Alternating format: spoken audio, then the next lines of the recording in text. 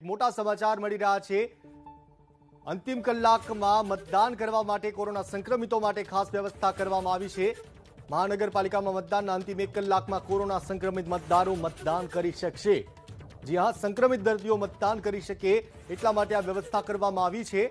મતદાનના અંતિમ 1 કલાકની અંદર જે સંક્રમિત મતદારો છે તેઓ મતદાન કરી શકશે। મતદાનને લઈને રાજ્ય ચૂંટણી પંચે ગાઈડલાઈન બહાર પાડી છે। મહાનગરપાલિકામાં મતદાનના અંતિમ 1 કલાકમાં કોરોના સંક્રમિત મતદારો મતદાન કરી શકશે।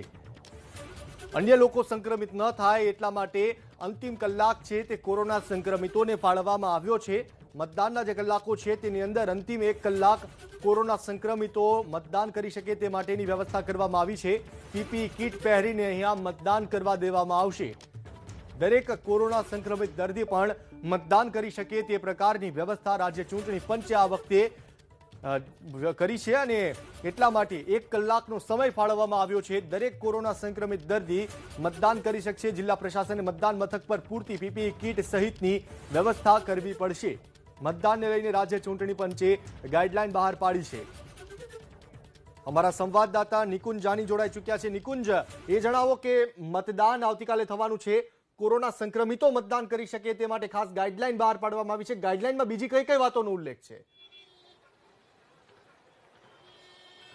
જી ચિંતન, ખાસ રાજ્ય ચૂંટણી પંચ દ્વારા મહાનગરપાલિકાઓનું જે આવતીકાલે મતદાન છે તેમાં કોરોના સંક્રમિત જે વ્યક્તિઓ જે છે તેને જો મતદાન કરવું હશે તો કયા નિયમો પાળવા પડશે, કયા પ્રકારે તેઓ મતદાન કરી શકશે, તેને લઈને એક એસઓપી ગાઈડલાઈન જે છે તે ડિક્લેર કરવામાં આવી છે।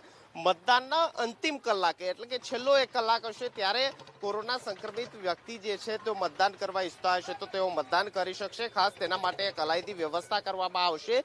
તેમને પણ પીપીઈ કિટ પહેરીને મતદાન મથકે પહોંચવું પડશે। ત્યાં પણ સેનિટાઈઝર સહિત મતદાર મથકની અંદર જે કર્મચારીઓ જે છે તેની સુરક્ષાને પણ ધ્યાનમાં રાખવામાં આવશે। ખાસ છેલ્લા 1 કલાકની અંદર કોરોના સંક્રમિત વ્યક્તિ પણ મહાનગરપાલિકાનું ઇલેક્શન માટેની આવતીકાલે જે પ્રકારે મતદાન થવાનું છે તેની અંદર મતદાન કરી શકશે। ખાસ મુખ્યમંત્રી વિજય રૂપાણી પણ કોરોના સંક્રમિત છે, યુએન મહેતા હોસ્પિટલની અંદર છે ને ખાસ જે પ્રકારે માહિતી મળી રહી છે તે પ્રકારે જો યુએન મહેતા હોસ્પિટલના તબીબો મુખ્યમંત્રીને પરવાનગી આપશે તો તેઓ આવતીકાલે રાજકોટ મહાનગરપાલિકા માટે મતદાન કરવા માટે જશે। ખાસ છેલ્લા કલાકે તેમને પણ મતદાન કરવું પડશે ને ખાસ જો મુખ્યમંત્રી આ પ્રકારે મતદાન કરવા જશે તો દેશની અંદર પહેલી એવી ઘટના હશે કે કોઈ કોરોના સંક્રમિત મુખ્યમંત્રી જે છે તે મતદાન કરવા માટે આ પ્રકારે અલગ અલાયદી વ્યવસ્થા સાથે જેવું છે ગાઈડલાઈન પ્રમાણે તેઓ જઈ રહ્યા છે। ખાસ પીપીઈ કિટ પહેરીને મતદાન તેમને કરવું પડશે। ખાસ જો તબીબો તેમને મતદાન કરવા જવા માટેની સલાહ આપશે, પરવાનગી આપશે તો, પરંતુ રાજ્ય ચૂંટણી પંચે એસઓપી ડિક્લેર કરી છે જેની અંદર તેઓ પીપીઈ કિટ પહેરીને કોઈ પણ કોરોના સંક્રમિત વ્યક્તિ જે છે મતદાન કરવા ઈચ્છતું હશે તો છેલ્લા કલાકે એટલે કે આવતીકાલે છેલ્લો મતદાનનો જે કલાક હશે તેની અંદર તેઓ મતદાન કરી શકશે। સાથે જ દરેક સાવચેતી પણ તેમને રાખવી પડશે।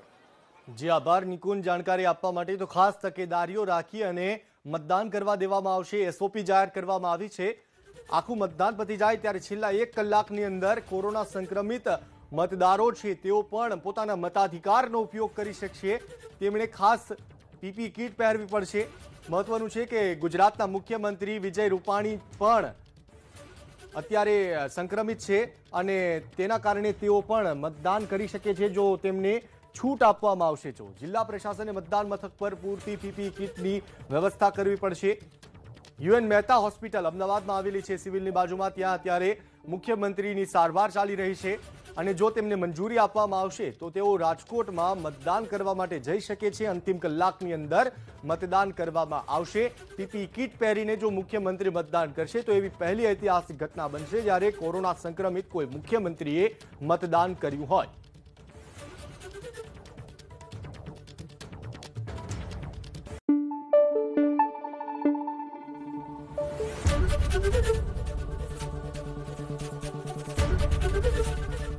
एबीपी अस्मिता, गुजरातनी अस्मिता।